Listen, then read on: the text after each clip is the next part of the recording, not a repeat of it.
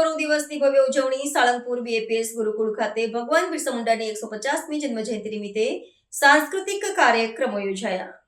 ભગવાન બિરસા મુંડાની 150મી જન્મજયંતિ અને જનજાતીય ગૌરવ દિવસ નિમિત્તે બોટાદ જિલ્લા કક્ષાના એક ભવ્ય કાર્યક્રમનું આયોજન સાળંગપુર સ્થિત બીએપીએસ ગુરુકુળ ખાતે કરવામાં આવ્યું હતું.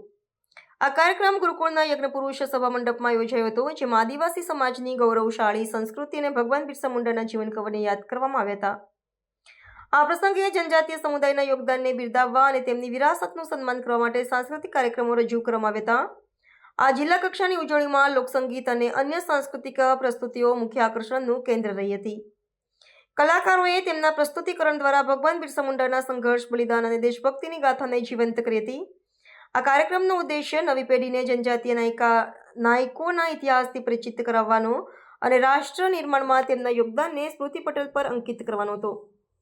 ઉલ્લેખનીય છે કે કેન્દ્ર સરકાર દ્વારા 2021થી ભગવાન બિરસા મુંડાની જન્મજયંતિ 15 નવેમ્બરને જનજાતીય ગૌરવ દિવસ તરીકે ઉજવવાની જાહેરાત કરવામાં આવી છે.